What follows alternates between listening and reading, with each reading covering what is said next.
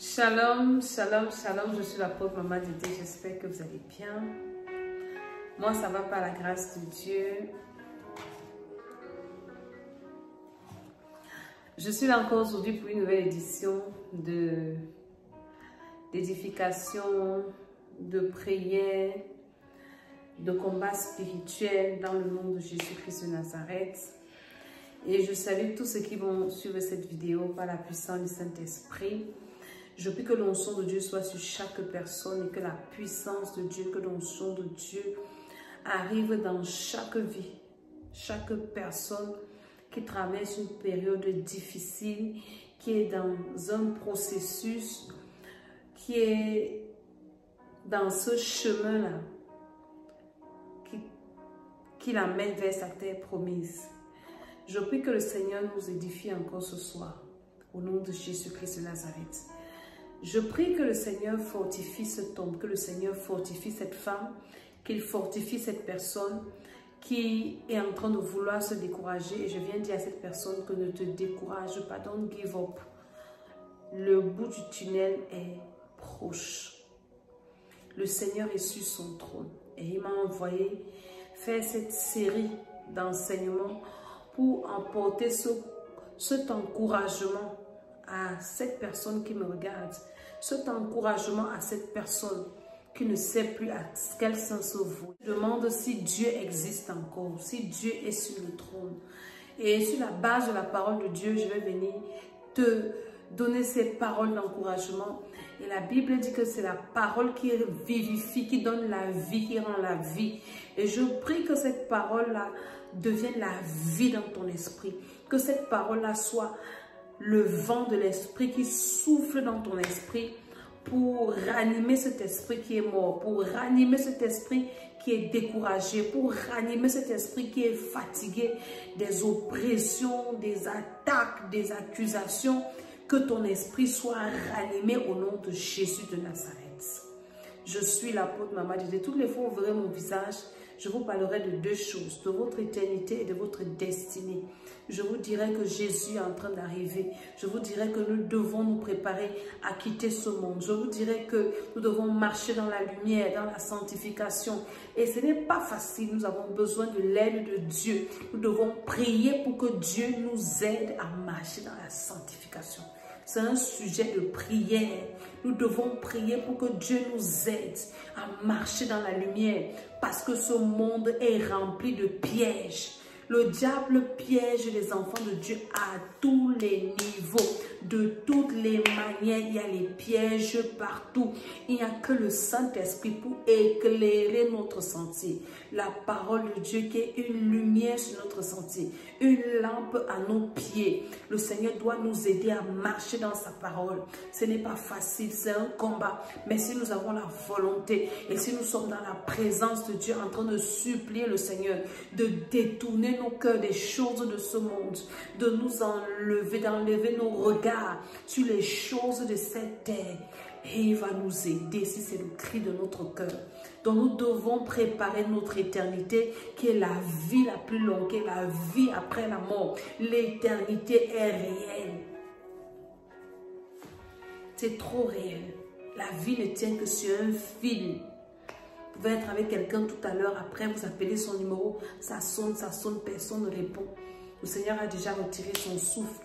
Ou bien l'ennemi a déjà abrégé sa vie. Alléluia. Donc nous devons être dans la présence de Dieu. Toujours supplier Dieu.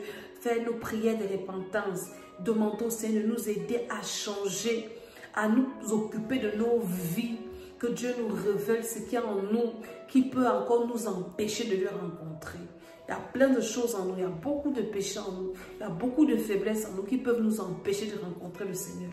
Et nous devons prier que Dieu nous aide. Pas seulement à chercher, à connaître les vies des gens, à connaître les gens de mort des gens. Tel est mort de ceci, tel est mort de cela. On fait les vidéos. Ça sert à quoi? La personne est en partie. Elle est en train de soit enjoy, soit de lire son œuvre. C'est Dieu seul qui connaît. Maintenant, toi et moi, nous sommes encore sur la terre. Au lieu de nous concentrer sur notre cas, Seigneur, le jour qu'il est parti, je serai comment? Je vais aller comment? Comment je vais aller où? Ça, c'est la question que nous devons nous poser. Et c'est à ce nous devons nous atteler, travailler pour notre éternité. Alléluia. Donc nous devons travailler pour notre éternité, c'est très réel et c'est vrai. Nous devons mener une vie de repentance.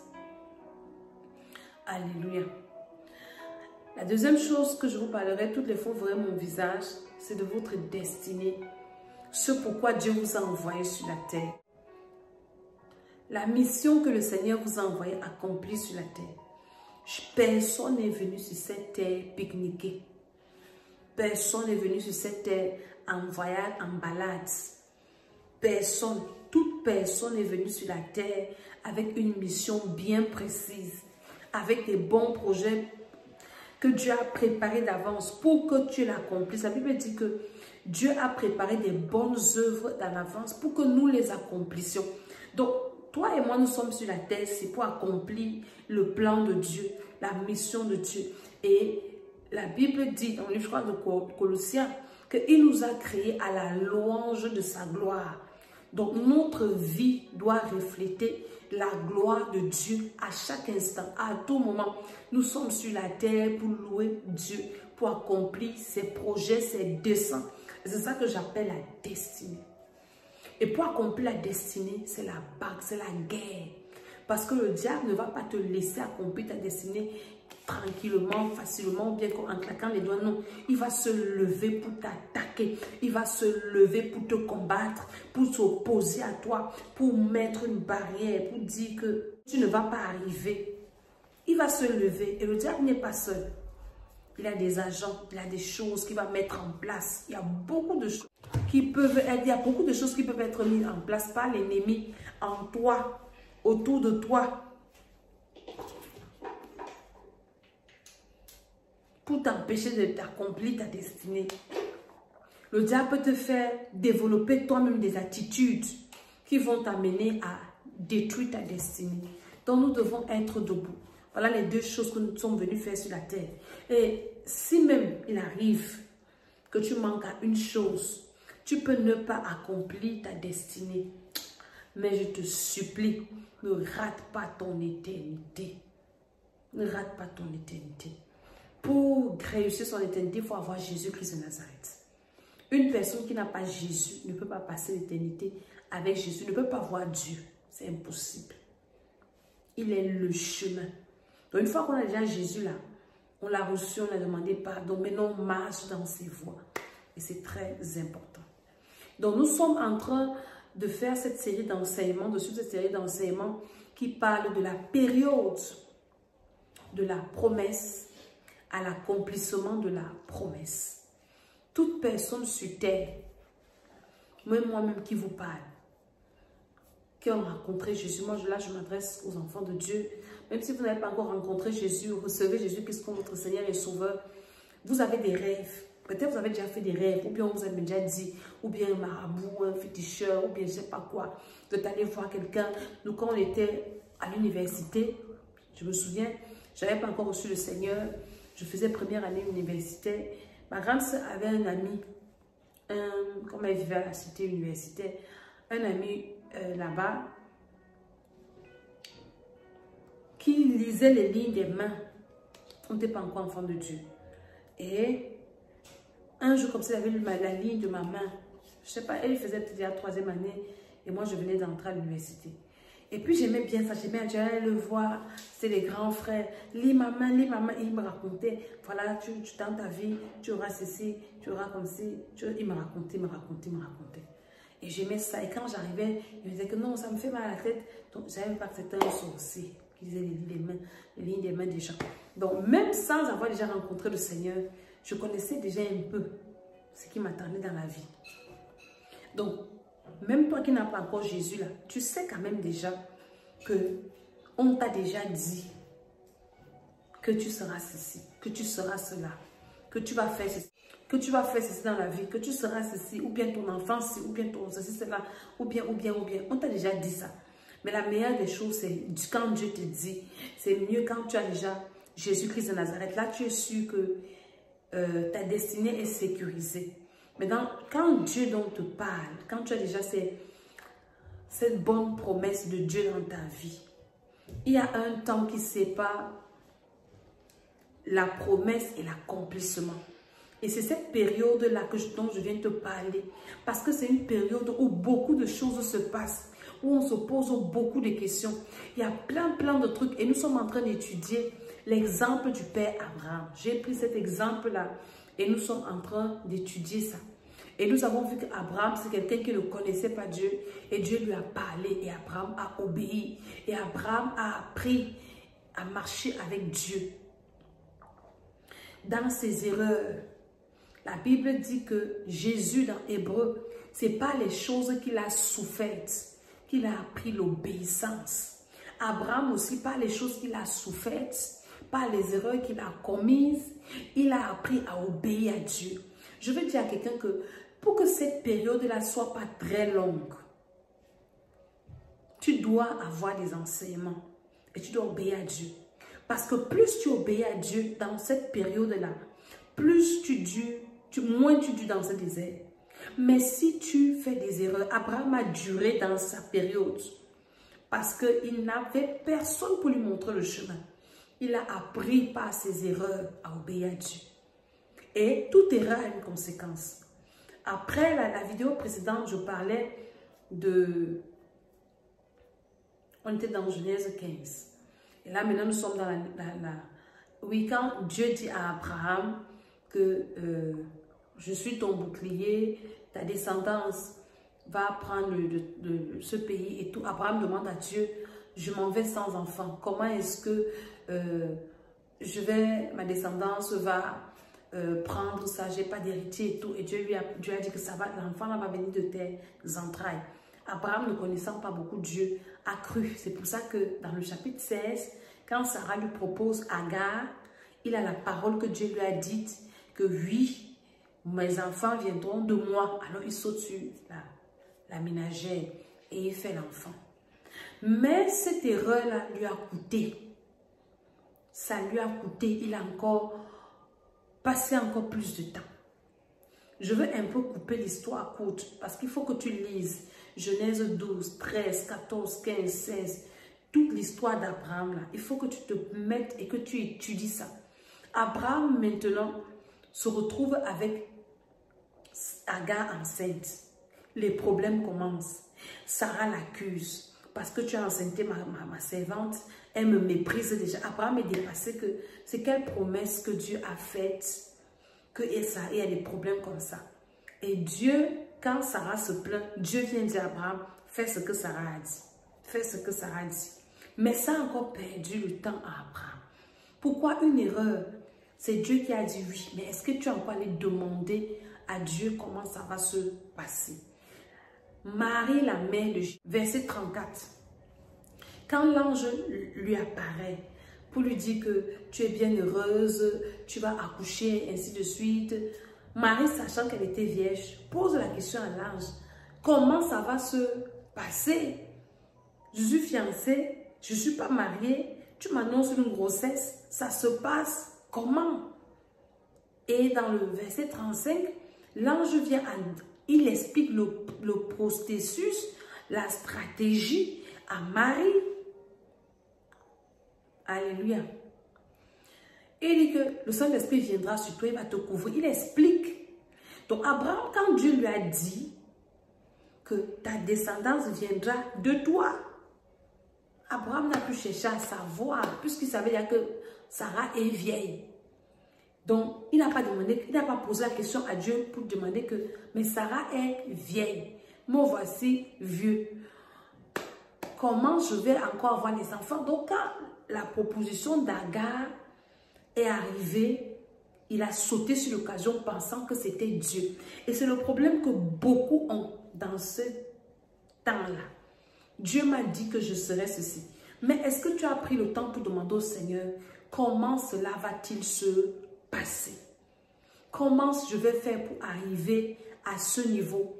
Oui, tu as dit que je vais rencontrer les autorités, les présidents, les ceci, que je vais être aussi, peut-être serviteur de Dieu, servant de Dieu. Tu m'as promis comme ci, comme ça. Mais comment cela va arriver? Quand il a posé d'abord la question, dans la dernière vidéo, j'ai expliqué, Dieu lui a dit comment ça va se passer. Il a expliqué dans les détails. Ta descendance sera comme ci, comme ça, comme ci, comme ça. Il a expliqué.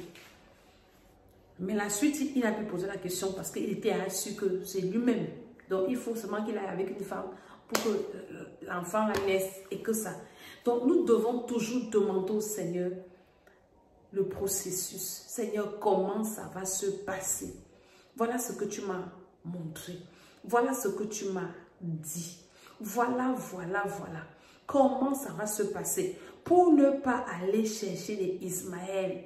C'est parce qu'il n'avait pas demandé à Dieu comment ça allait se passer qu'il allait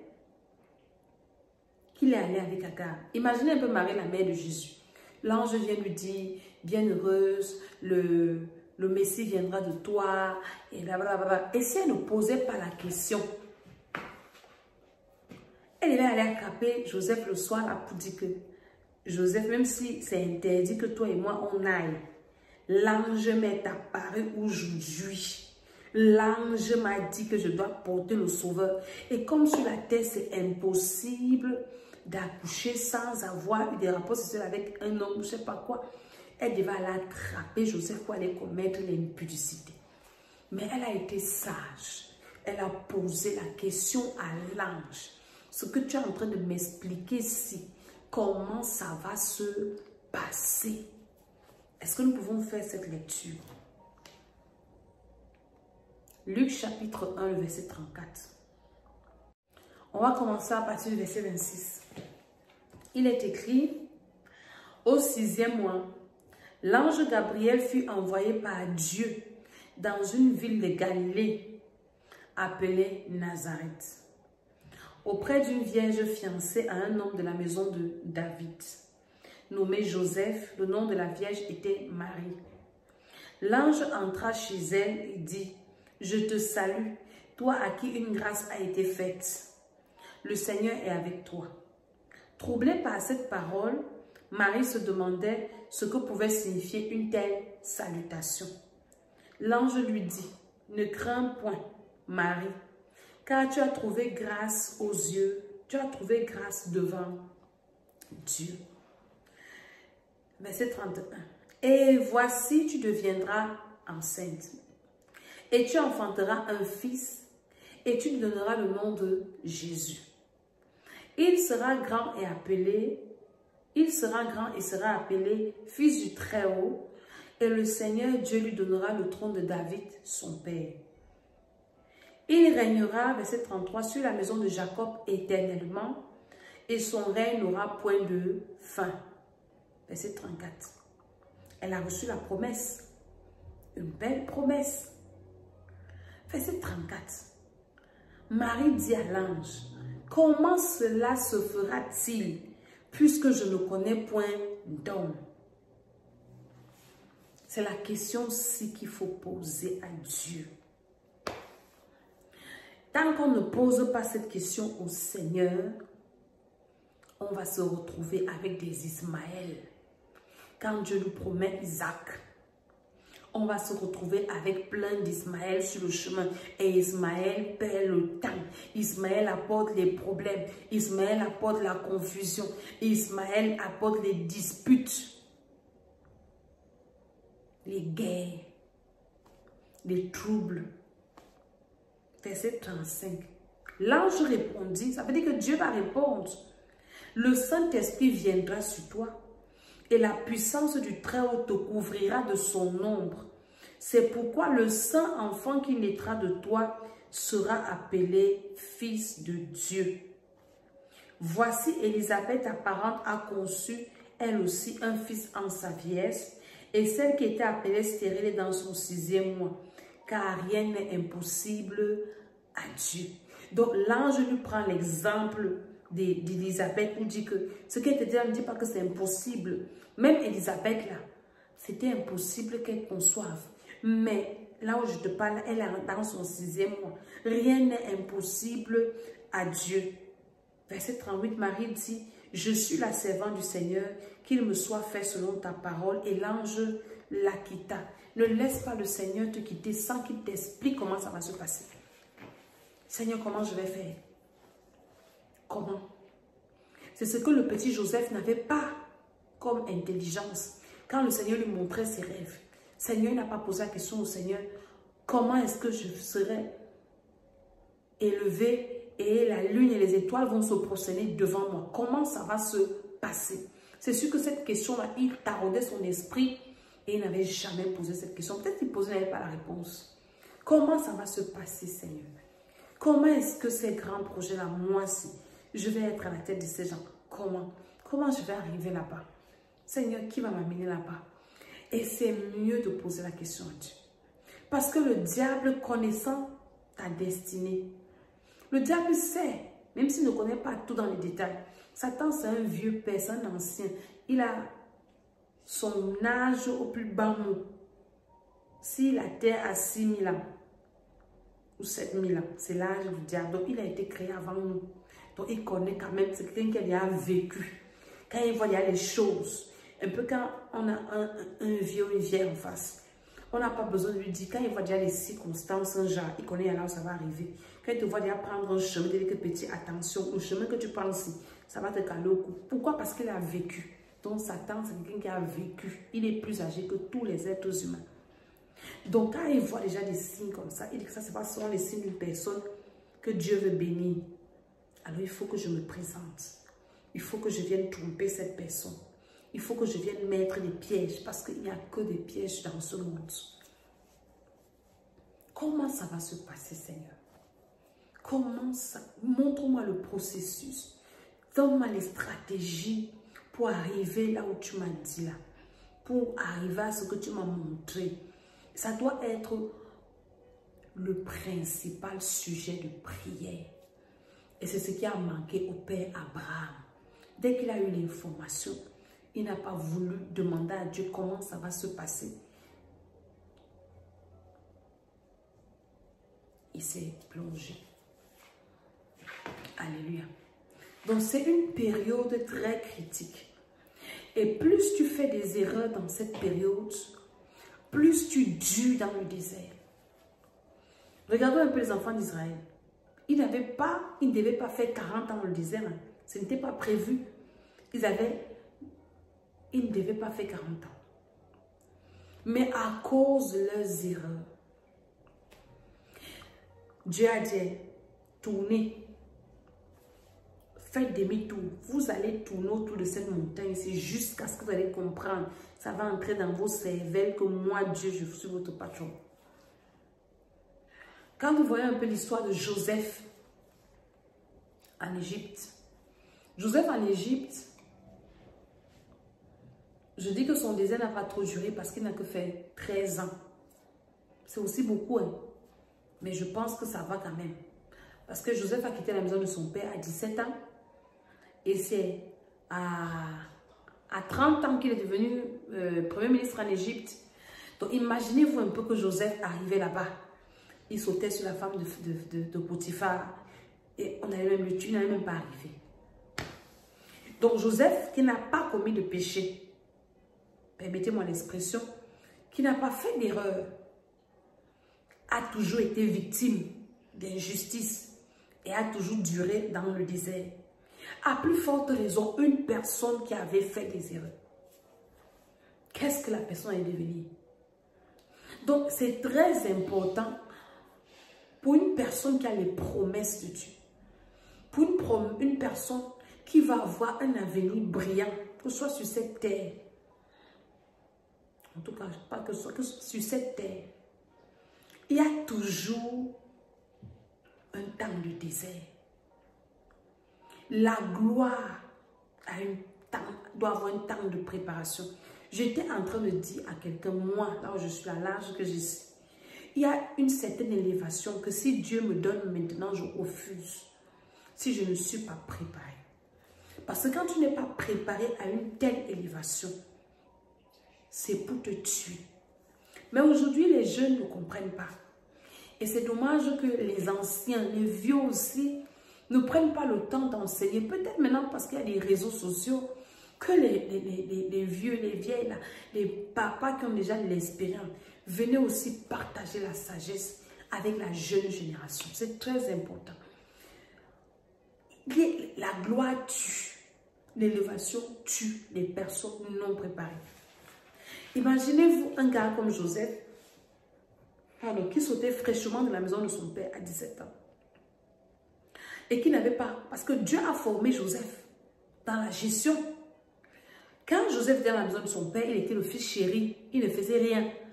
Il était seulement le surveillant de ses frères, en train d'aller trahir. Il était l'enfer, mais c'est pour ça que ses frères ne l'aimaient pas, parce qu'il disait tout ce qu'il faisait en mal. C'est écrit dans la Bible. Donc, son père prend une grosse tunique comme ça, portée sur un enfant. Joseph avait déjà fait quelle preuve? On devait donner la tunique à Ruben. Peut-être Ruben avait fait, mais ce sont ses frères-là qui avaient déjà quand même servi. Joseph avait servi qui? Pour qu'on lui mette une tunique sur le corps. Et la tunique là, l'a tué, a failli le tuer. Dieu l'a sauvé. Il a fallu qu'on tue un animal à sa place. Joseph ne devait pas porter cette tunique-là. Il n'était pas préparé. Ça lui a coûté. Tu vas aller porter un manteau qui te dépasse. Tu n'es pas prêt. Tu n'as pas servi. Tu n'as pas le background. Tu n'as pas payé le prix. Mais tu vas mourir. C'est donc qu'on l'enlève donc de là. Joseph commence son parcours en tant qu'esclave. Comme tu n'as pas servi ton père, va donc servir un étranger. Il se retrouve chez Potiphar. Il commence à servir. Heureusement pour lui qu'il était bien éduqué. Il a servi. Potiphar le bénissait. Et c'est dans la maison de Potiphar qu'il s'est exercé à diriger les affaires. Il était beau, il avait ceci. Et la Bible dit que Potiphar lui a tout remis entre ses mains, un jeune garçon. Donc, c'est dans la maison de Potiphar, c'est qu'il a appris la gestion. Dieu dit que si tu es fidèle dans les petites choses, je vais te confier les grandes. Donc, il a été fidèle dans les petites choses, la petite gestion des affaires de M. Potiphar. Quand la malédiction est arrivée, il a fui. Et je dis toujours que c'est sûr que Potiphar savait que sa femme mentait. Potiphar le savait. Potiphar a envoyé Joseph en prison pour le protéger. Il savait que sa femme c'est une menteuse. Donc comme il ne voulait pas gâter son foyer, il a pris le petit, il l'a mis dans une bonne prison. Parce que si Joseph avait fait ce que, si Potiphar croyait à sa femme, il allait tuer Joseph. Ou il l'a envoyé dans une prison de brigands, de sorciers, de brigands. On allait seulement, et il a donné l'ordre que finissait avec là-bas, qu'elle demandait son reste. Un étranger, un hébreu, esclave. Devant Potiphar, tu peux avoir la bouche. Donc Potiphar savait que le petit n'avait pas fait ce que sa femme disait là. Et pour remettre la paix dans sa maison, Potiphar a enlevé le petit pour le protéger et l'a envoyé dans une bonne prison. Arrivant en prison, la formation continue. On lui donne encore des responsabilités. C'est ce que Potiphar m'a dit au chef de la prison que, mon frère, l'enfant c'est innocent, protège-le. C'est juste que je vais l'enlever à côté de la sorcière qui est chez moi ici. Elle peut me tuer, le petit garçon, c'est protège l'enfant des gens. C'est pour ça que il était bien gardé en prison. Parce que si Potiphar faisait un mauvais rapport au chef de la prison, puisque Potiphar c'était un grand, Joseph allait avoir des problèmes. Il ne pouvait pas aussi être chef en prison. Donc le gars avait déjà un bon CV qui le suivait, une bonne recommandation. Pourquoi il a bien travaillé chez son patron, il s'est formé en servant, il arrive en prison, il sert encore, il se forme encore avant d'arriver à la tête de l'Égypte. Certainement, chez Potiphar, il y avait un petit nombre d'employés qui géraient les petites entreprises. Maintenant, en prison, il y a beaucoup de prisonniers, certainement. Les tâches ont encore, les responsabilités ont monté. Donc, il s'est encore bien formé. Donc, Joseph, quand il se présente chez Pharaon, il a payé son prix. Il a fait ses classes. Il a acquis l'expérience, l'habileté. Ce n'est pas seulement l'interprétation des rêves, mais même l'habileté, la sagesse, comment gérer les gens. Il était déjà préparé. Il savait comment l'humanité, comment traiter les gens, comment se soucier des gens. Dieu avait préparé son cœur, Dieu avait préparé son esprit. Et il est sorti vite. Bam, la gloire. Maintenant, les gens d'aujourd'hui, les jeunes d'aujourd'hui, certainement qu'ils vont écouter ma vidéo. Je vous donne un conseil. N'acceptez pas les gloires, les bénédictions où vous n'êtes pas préparé. J'ai quelqu'un avec qui je communique beaucoup qui fait la politique et qui me dit souvent que maman Dédé, est-ce que tu sais qu'il y a des élévations qui tuent? Il me dit, l'héritier, on n'expose pas l'héritier. L'héritier, on le cache. On expose une personne qu'on veut détruire. Il y a des postes qu'on donne dans la politique à quelqu'un qu'on veut te détruire. On te met devant les gens, toutes les balles, toutes les flèches, tous les combats, c'est sur toi. Le vrai héritier, on le cache.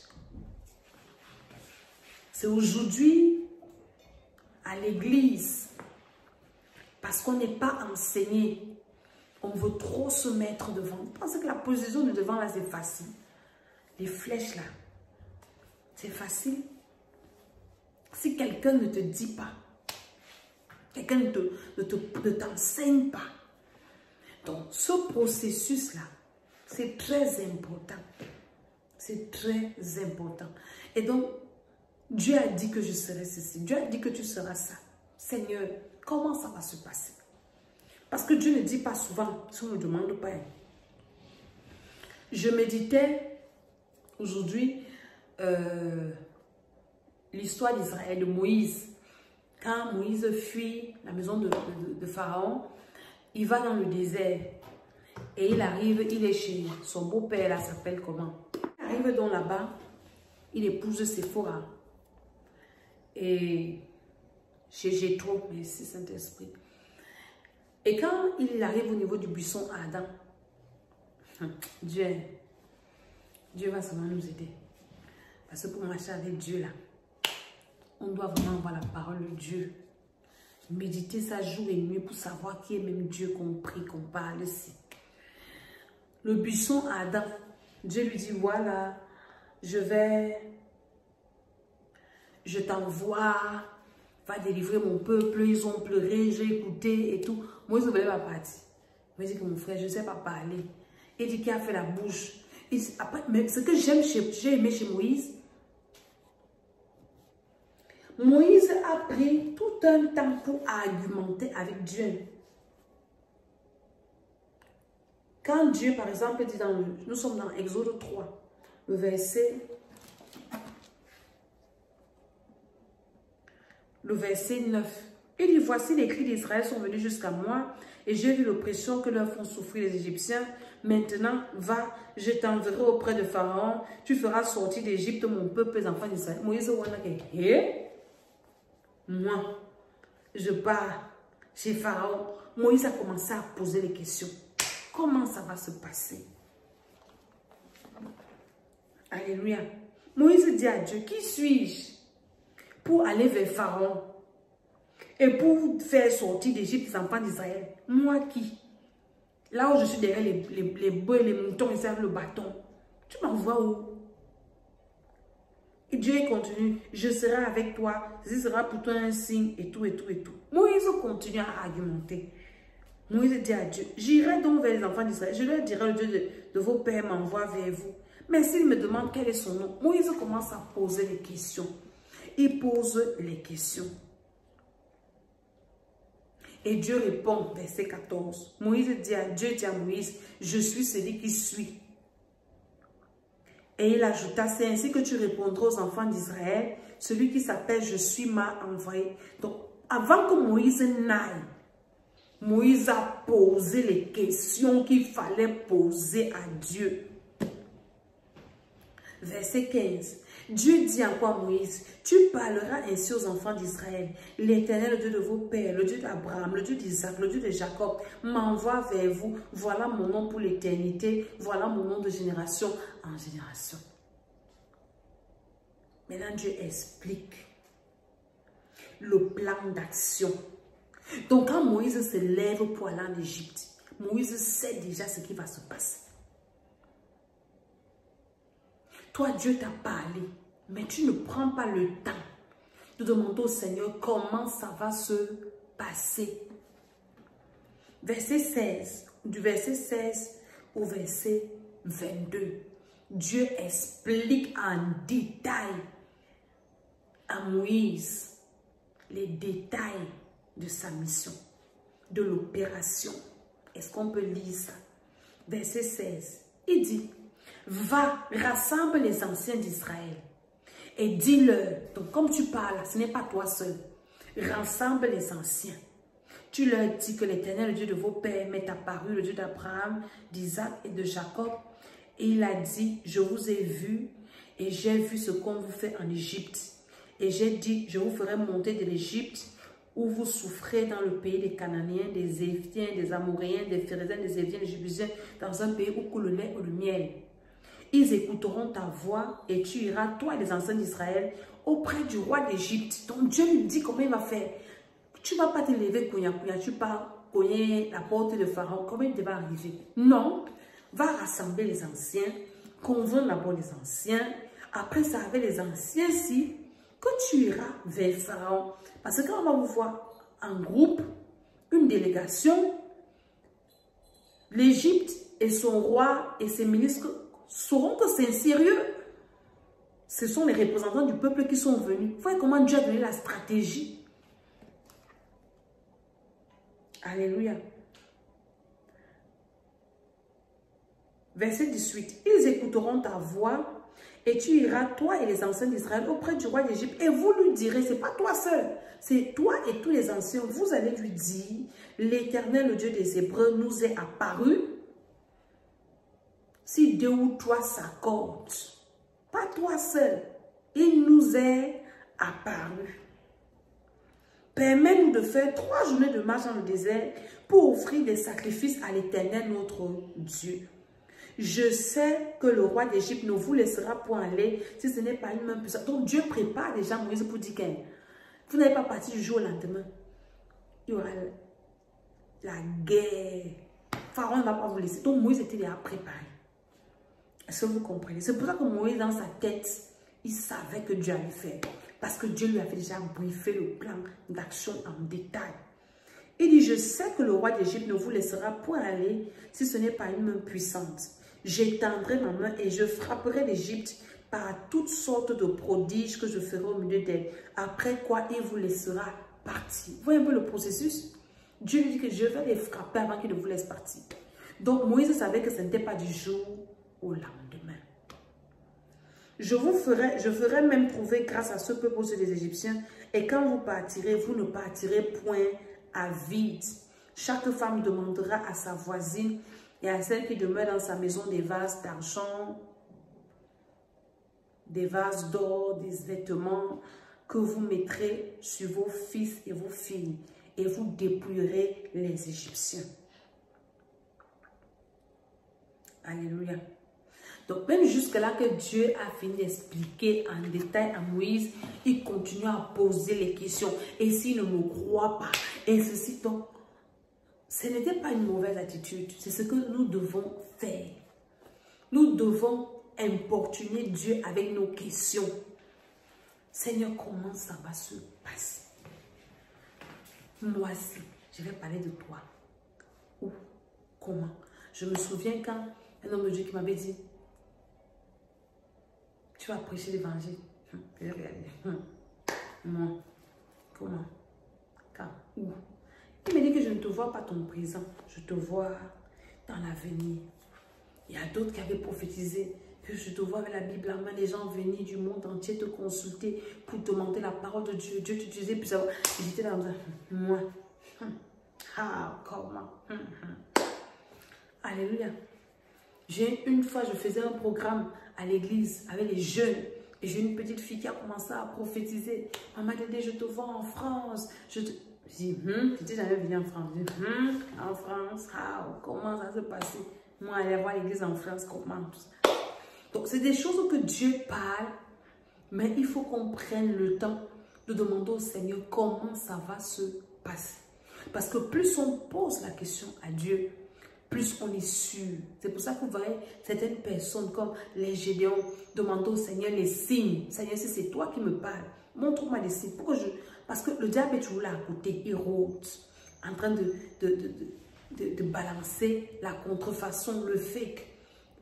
Il est toujours là en train de venir corrompre, de venir tromper comme il avait trompé Ève. Dieu a-t-il réellement dit, non, le fruit là on peut le manger, Dieu ne veut pas que vous soyez comme lui, ainsi de suite. Donc il y a des choses, Satan est toujours en train de, lui il n'a rien à faire, lui c'est que quand son heure va sonner, c'est pour l'éternité qu'il va lire son heure. Donc il faut qu'il amène un maximum de personnes.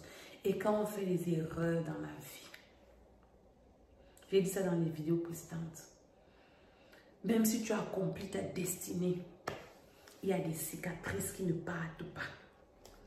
C'est-à-dire que Satan, ne pouvant pas empêcher ce qui va se passer, va venir mettre son empreinte. Tu auras une pointe dans la chaussure jusqu'à toujours en train de regretter que si j'avais un peu attendu, si j'avais un peu su, si j'avais ceci, si cela, si cela. Donc, pour éviter ces romans-là, pour éviter de tomber dans ces pièges-là, pour éviter d'avoir Ismaël, dans cette période-là, ne sois pas pressé, prends ton temps, fais ton sitting devant Dieu. Dis Seigneur, explique-moi les détails de ma vie. Oui, Dieu peut t'expliquer à toi les détails de ta destinée. Il peut t'expliquer ça et tu écris. Et s'il y a quelque chose qui veut apparenter à ce qui n'est pas de Dieu là, tu dois te lever pour dire ce n'est pas ce que Dieu m'avait dit. Je sais ce que Dieu m'a dit. Une personne qui peut dire que je sais ce que Dieu m'a dit, c'est une personne qui a l'habitude de rester dans la présence de Dieu, qui connaît la voix de Dieu, qui sait ce que Dieu lui a dit. Maintenant, aujourd'hui, dans le monde, on ne cherche plus Dieu pour connaître les détails de nos vies, de nos destinées, mais on veut savoir ce qui se passe dans la vie de l'autre. On veut les détails des péchés des autres. Mais à quoi ça te sert de savoir le détail du péché de l'autre? Tu veux intercéder pour elle, pour lui? Non. Tu veux seulement avoir le A1. Mais ton A1-ci, nous sommes déjà en train de finir une année. On est déjà à la moitié d'une année. Est-ce que tu as quel bilan? Est-ce que tu es satisfait de ta vie? Il y a des personnes que leur vie ne les intéresse pas. C'est seulement la vie des autres. Tu ne penses pas que le diable est en train de jouer le baseball dans ton cerveau? Tu ne fais que vieillir. Surtout ceux qui prennent un peu l'argent sur les réseaux sociaux aussi. Il faut du contenu, il faut les vues, il faut mentir, il faut raconter les vies des gens. Il faut un peu, il faut. Mais est-ce que tu t'assois pour dire que ma vie est à quel niveau? Ma vie est à quel niveau? Quand je lis la Bible, Abraham n'avait pas d'amis. Toutes ces personnes de destinée n'avaient pas d'amis. Elles étaient concentrées dans leur marche avec Dieu. Joseph n'avait pas d'amis. Qu'une personne qui veut réussir sa vie est concentrée sur sa vie. Une personne qui veut réussir son éternité, concentrée sur son éternité. Moïse, si même. Mais on a les grands projets. On veut devenir grand. Mais on ne veut pas payer le prix. Abraham a payé le prix. Il a appris l'obéissance par les choses qu'il a souffertes. Si Jésus, le Fils de Dieu, Jésus qui est Dieu, est venu sur la terre, il a appris l'obéissance à Dieu par les choses qu'il a souffertes. Nous pouvons apprendre des erreurs des autres. Nous pouvons apprendre des conseils des autres. Mais il y a dans la vie, il y a des leçons qu'on ne retient que quand on a fait des erreurs. Parce qu'on enseigne, quand tu veux trop empêcher quelqu'un de faire une erreur, la personne pense que peut-être tu as un intérêt derrière. Maintenant, parfois quand tu laisses quelqu'un faire ses erreurs, bam, droit au mur, la personne revient. Donc je vais dire à quelqu'un qui est dans une période de désert, tu as déjà tes prophéties écrites quelque part, rentre dans la face de Dieu, prie du Seigneur, prie le Seigneur. Dieu va te parler, soit par un rêve, soit il va mettre quelqu'un devant toi qui va te parler, un homme de Dieu qui va te détailler, ou il va te parler dans sa parole. Il va te parler d'une manière où notre Dieu parle. Quand tu l'importunes. Seigneur, je vais rencontrer cet homme. Je vais rencontrer cette femme. Guide-moi, dirige-moi. Je ne veux pas faire des erreurs.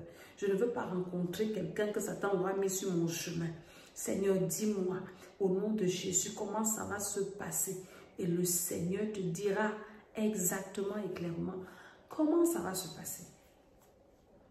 Alléluia. Amen, amen. Je reviendrai dans d'autres vidéos pour parler d'une autre chose. Là, je veux faire des vidéos digestes pour qu'après une vidéo, que tu retiennes quelque chose et que tu mettes en pratique. Parce que le tout, ce n'est pas seulement d'écouter, mais il faut mettre en pratique. Il faut pratiquer. Si tu ne passes pas à l'action, si tu ne pries pas pour activer ça, par exemple, je dis là qu'il faut prier pour que Dieu te révèle, et tu ne fais pas ça, tu auras la connaissance, mais tu auras les bras croisés. Donc, est-ce que tu veux prier avec moi? Dis, Seigneur, j'ai entendu ta parole ce soir.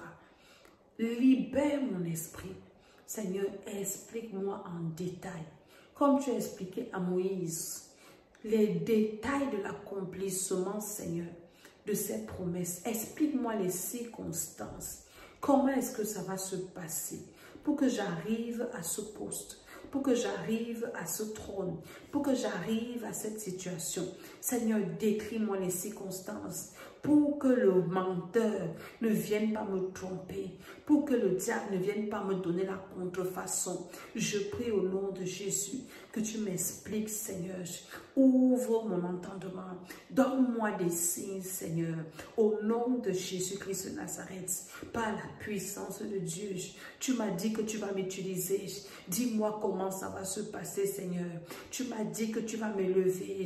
Décris-moi les circonstances par l'autorité de Jésus-Christ de Nazareth. Ne me laisse pas dans le suspense. Ne me laisse pas dans les ténèbres. Ne me laisse pas dans l'ignorance. Ne me laisse pas, Seigneur. Dis-moi comment ça va se passer au nom de Jésus-Christ de Nazareth, afin que je ne me perde pas, afin que je ne rate pas le temps de ma visitation. Quand tu ne connais pas, tu peux manquer le temps de ta visitation. Jésus avait pleuré sur Jérusalem que hey,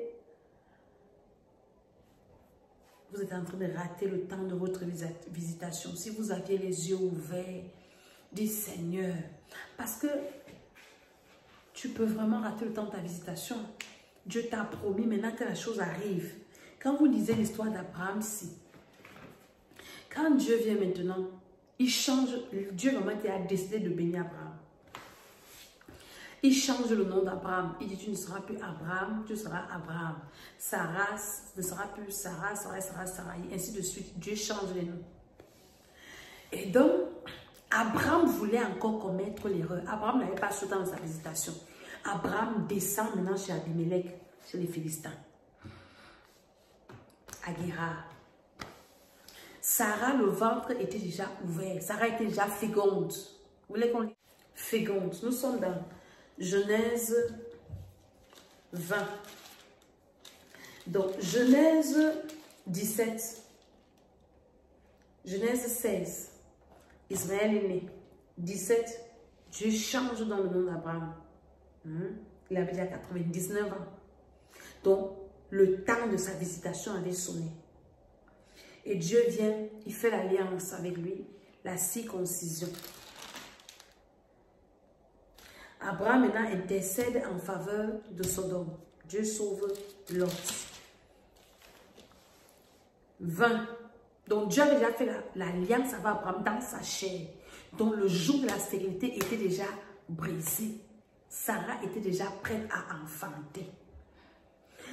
Exode 20, Abraham commet encore l'erreur. Abraham ne sait pas que le temps de sa visitation a sonné. Il porte encore Sarah, il descend en Philistine.